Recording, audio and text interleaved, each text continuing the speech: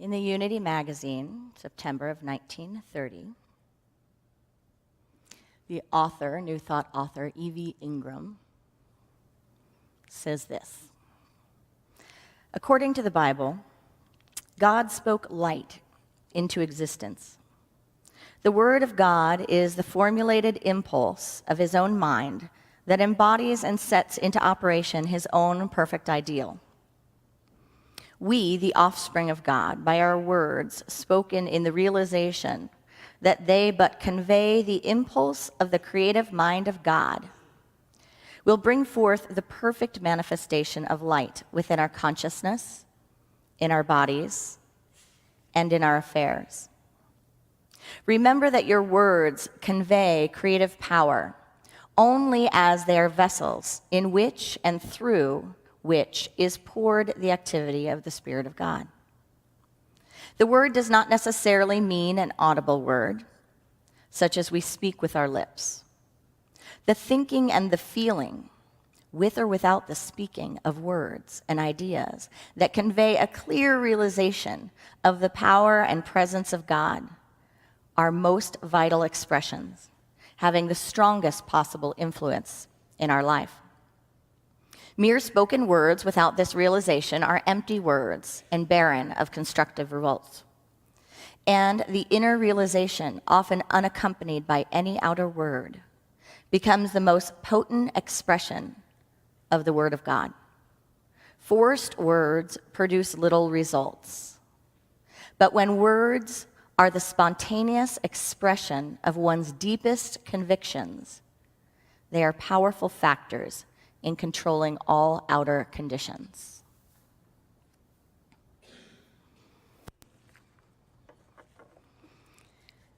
We are co-creators. What are you here to create? What are you here to create? What do you want to create?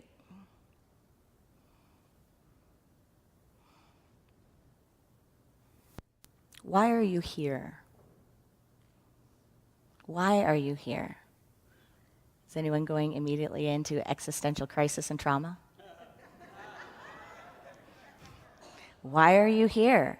Do you find it funny that we walk around? I do. I think about this actually kind of more often than I should. But I think it's so funny that we don't talk about this more often, just in the world. Like we all arrive, and then we do this thing called life. We walk by each other, do different things, but it is wild that we're here and that we're animated, that there is life in us, through us, as us. And we're not plugged into anything, like a toaster, I could understand. It's plugged in. There's something there. It's not like we're drawing designs and architecture. A building you can understand. You made it. It was a thought. You put the thought onto paper. You pressed it out. You got the supplies. You put it all together. But here we are. These beings, these creatures embodied in an earth suit on this planet to play, to experience. A lot of people say that this earth experience is like a playground, and I get that. I get that in my happy times. But it makes me really mad when life is hard. It makes me feel disconnected when I see inequality, when I see suffering, when I see oppression.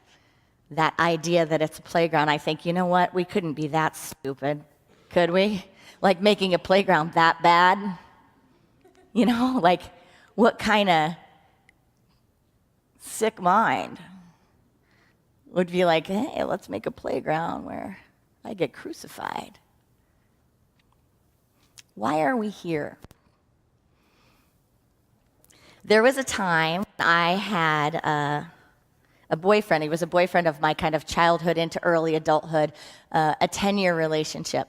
And I remember the experience of sitting in the car with him one time, and it was after college or during college, And we were in Boulder, Colorado, and we had pulled up to a light, and I was doing my internal drama. And my drama was this like pulling and pining in the universe, like, but I don't know what my purpose is. I don't know what my calling is. I don't know what I'm supposed to do. You know that feeling in college that you have a lot of times in college, or you carry it around for your whole life? But it was that pulling, that painful thing of like, what is my place in all of this? Like, I can see this is how people do life. You know, and I took the test, what color is your parachute? I did all the little workshop-y classes, and I was looking around at all the jobs that people can have, that people can do, and I was like, that's not me, that's not me, that doesn't feel like me, that doesn't feel like... And I had literally no idea.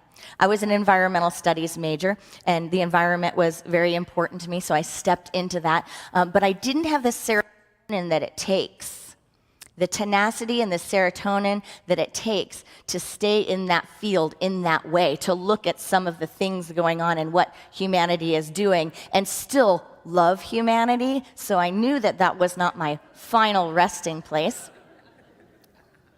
But I remember being at this light in this existential suffering around, why am I here? What's my purpose? What am I here to do? And I remember him putting his hand on my leg and just saying, you know, there's a lot of things, places in life where people don't know the answers. And he said, at least we have us. Think of all the people that don't have a relationship, don't know who their partner is going to be for the rest of their lives. Like, that's the unanswered question. Not what am I going to do with my life, what's my passion, what's my job, but the ones that don't know who their person is, who their tribe is, right? And he looked at me and he said, at least we know that. And think about that. Think about what a gift that is. And I did. In that moment, I was like, oh my God, you're right. I can't even imagine what a mess I'd be if I didn't know about us. I didn't know we were, that question wasn't answered. Needless to say, the story went on. Luckily, the other one started kind of emerging. I got some tips on the other one before that one went away. But that idea that the mind, right, the mind will always find something to attach to that is unanswered, unsettled. And what do we do with it? Because if we stay there, we get jacked up, don't we? And we can't even feel our way or intuit our way through things. But through my journey and through that kind of pain of going like, what am I here for? I have one intention, and my one intention is to look beyond the human constructs of how we do life on this planet. Like, I am not going to get a job for money. I am not going to do something because I'm supposed to. I am not going to live in a certain way, in a certain form, in a certain place, in a certain time because I inherited it or it's what I'm supposed to do. I am clear that I am a spiritual being. I am clear that this is a wild adventure, and I am clear that there's a part of me that came here for something. And my only intention is to do what I came here to do, to be who I came here to be. But that was a rough journey in the beginning, and it was painful. And I can tell you I learned two things. And I promise, if you pay attention to these two things, you will be released from asking yourself, what am I doing here, and what am I meant to share? It's such a heavy feeling. I remember the paralysis of that feeling. Howard Thurman said, don't ask yourself what the world needs. Ask yourself what makes you come alive, and go and do that. Because what the world needs is people who have come alive.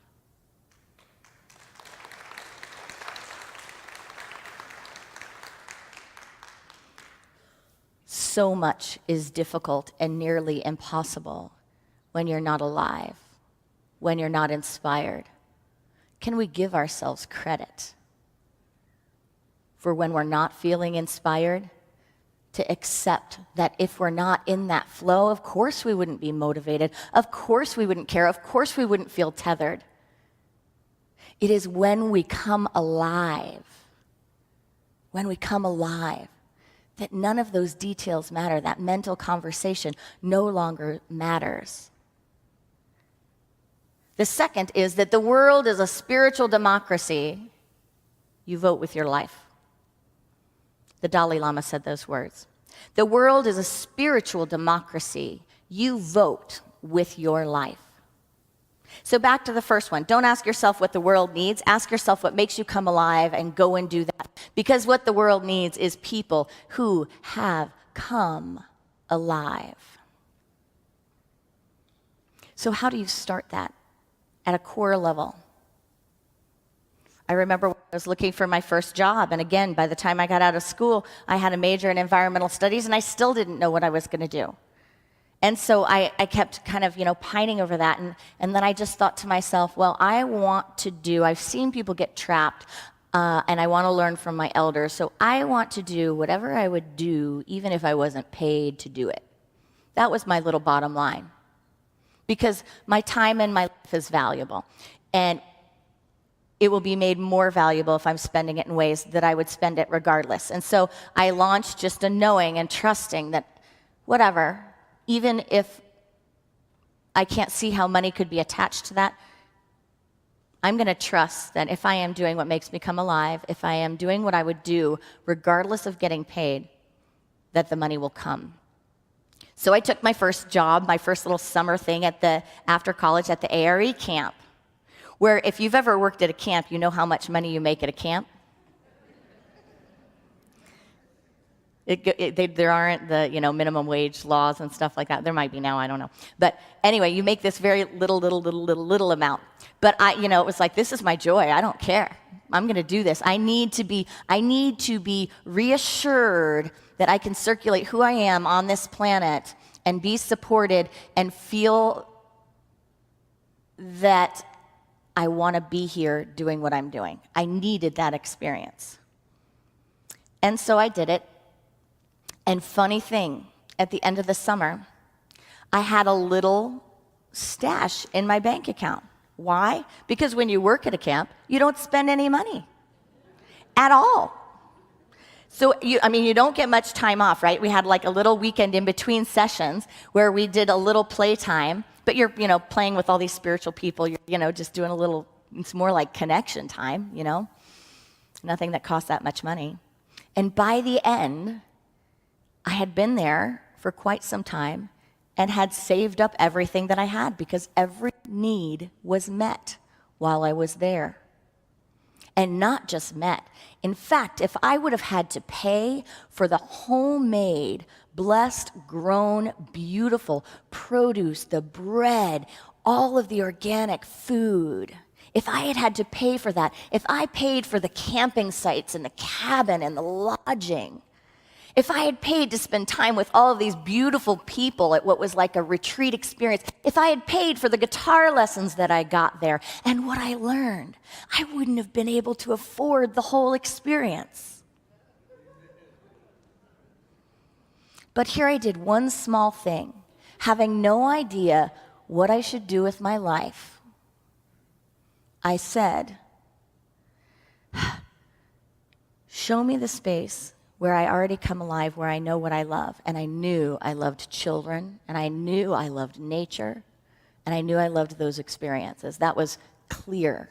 So I latched on to one thing that I knew, took an action that in all reasonable thinking would not lead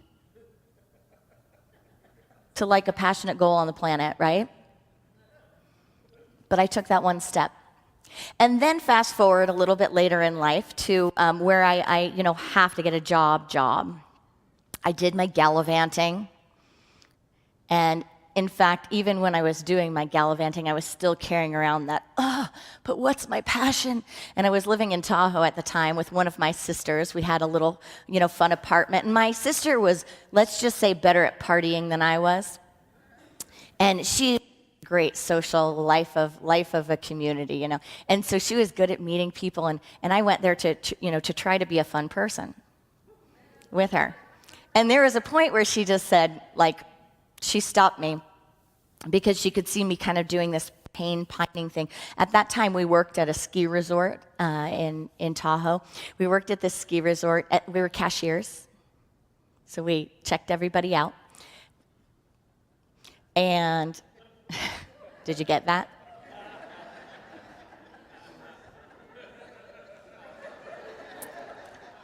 So we were working at that ski resort at the checkout counter, and I also, because I was, pining for the purpose, I also ended up talking to one of the moms around there who needed someone to watch her children when she went out at night and did a second job.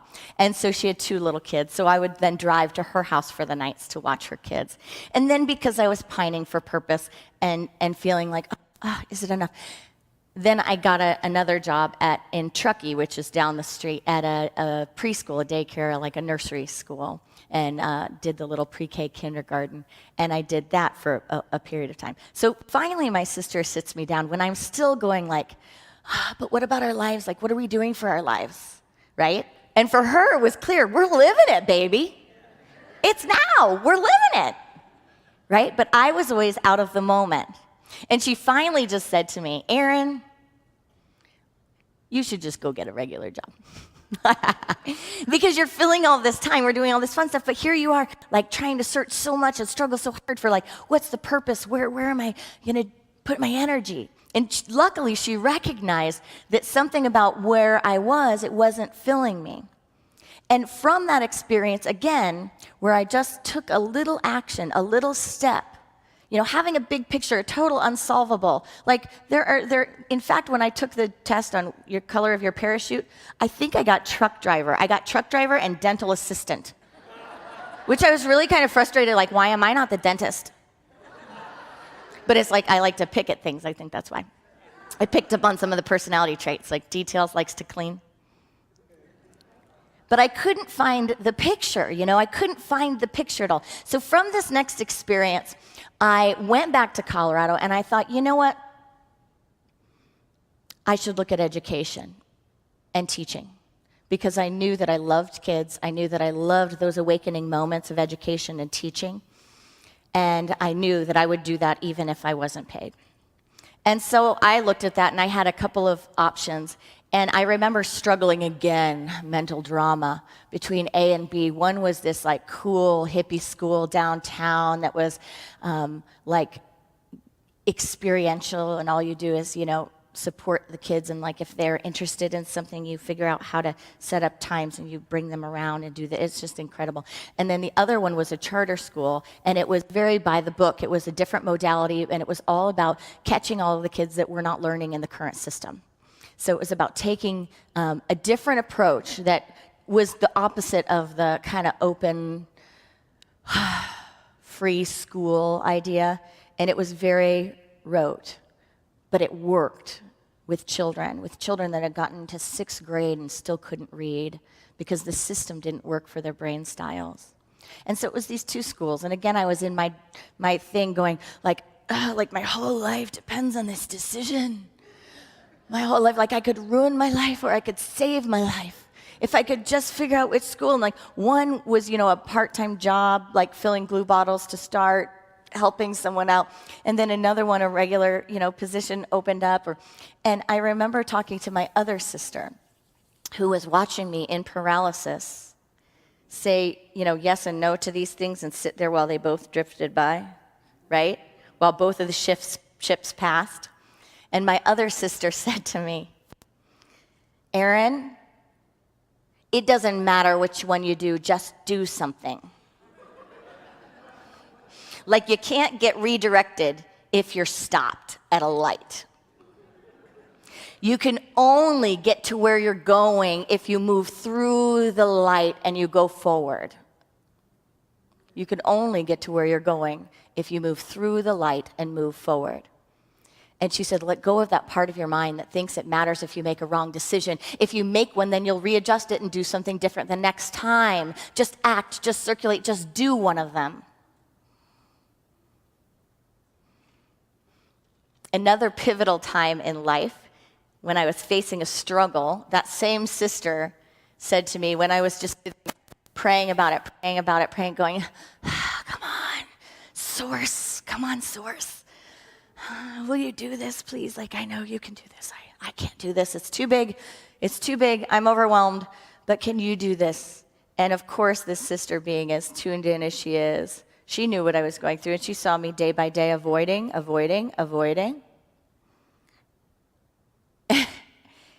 And I got a text from her. And I describe her as being like my kind of atheist, agnostic, Buddhist, Ash Wednesday going sister. She goes to like 10-day Vipassana retreats, but so she's very diverse in that area. But she sends me this text knowing me, and it was a little bit stinky, but right to the point. And she said, "Erin, God's not going to do it for you." And I was like, ugh.